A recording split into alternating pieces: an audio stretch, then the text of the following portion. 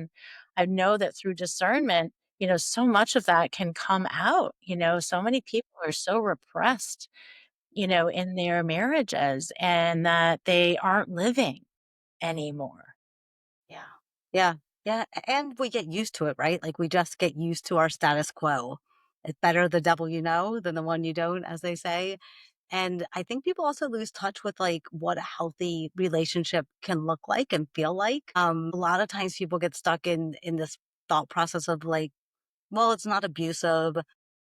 We're, we're not having like great sex or anything like that, but it's fine. It's okay. Yeah. It's Yeah, how totally. about I'm okay with it. Like, it's not horrible. yeah. And again, it has to do with tolerance. Like, what's important to you? I mean, I know that, I'm going to be 55 and I, have friends who are like, have no interest in sex, zero. So that's not important to them anymore, but by which their spouse says it's highly important.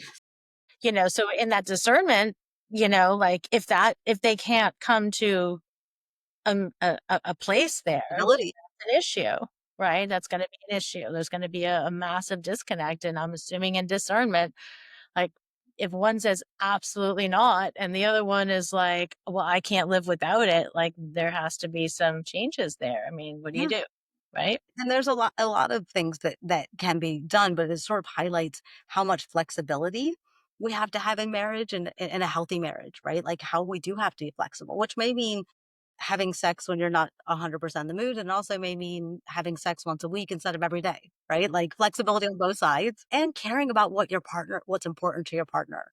In the sex scenario, it's important to my partner that they have physical touch and they have intimacy and that we have sexual intercourse because that makes them feel alive, connected, special, and also important to my partner who maybe is really overwhelmed by work or nursing children or changing diapers and doesn't feel their best. And despite what I say to them, I can honor that my spouse maybe doesn't want to be naked right now, or that has changed in some way for us in this season.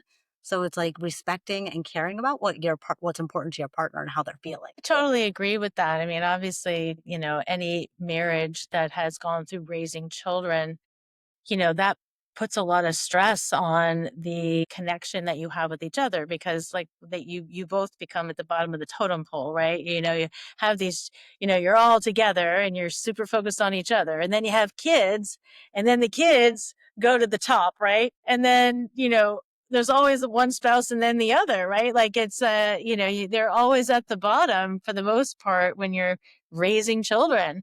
And you're right, getting on the same page in terms of what each other's needs are and how those needs are being heard Yeah. and articulated and having some level of compassion for where each other are. So meeting each other, in that place, right? Yes. Where you're like, yeah, like I would love to have connection and intimacy, but I don't want to have it in the bedroom across the hall from my children after a long day of work.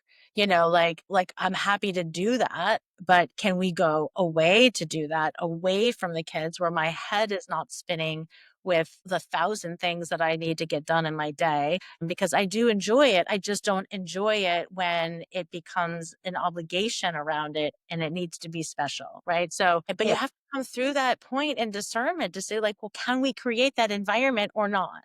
Like, where both of our needs are being met or not. Yeah. And even to dial it back further, you have to be able to talk to your partner and bring up hard conversations. You have to be able to listen when they give you feedback that you don't want to hear. You have to hold space for them and not get defensive.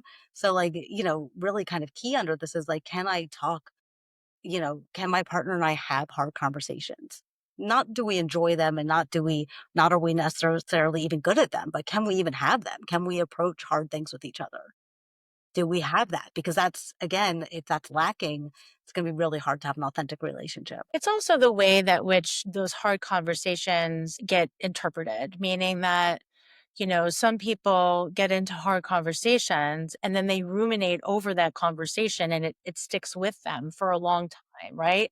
And then there's others that have the hard conversation and they're like, whew, that felt so good to get that off my chest. Okay, I'm good. Let's just move on, and like and the other person's still like really riled up about it and like maybe still processing it, and the runway is longer for the processing, and the one that's maybe able to listen and agree that things have to change or whatever it is, it almost seems callous to Yeah. the individual that's a ruminator. So it also just has to do with how you process emotions, how you and again, I'm assuming that comes up in discernment. Are we so far apart here in the way that we work with, the avoidance versus the anxious attachment styles and all of that, together, really makes for challenging relationships. And sometimes they work and sometimes they don't. And it's okay for them not to work. And that's why I'm just a firm believer in what you do in terms of the discernment process and not jumping into therapy to work on something that might not work.